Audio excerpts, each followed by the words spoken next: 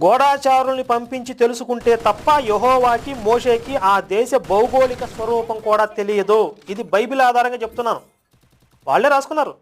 గూఢచారులను పంపించి ఆ దేశం ఎలాంటిదో తెలుసుకున్నామని చెప్పి. ప్రాథమిక విషయాలపైనే అవగాహన లేని యెహోవా వారి వ్యభిచారులని ఎలా నిర్ధారించాడు? ఇది పాయింట్.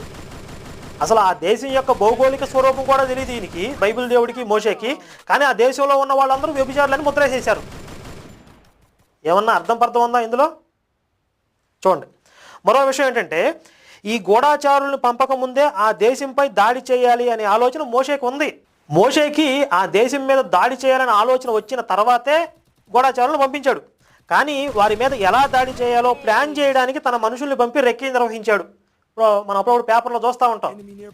తీవ్రవాదులు లేదా దొంగతనం చేయడానికి వెళ్తే దొంగలు, ఎవరైనా చంపడానికి బాంబు పెట్టడానికి వస్తే తీవ్రవాదులు రెక్కీ నిర్వహించారు అంటారు. అంటే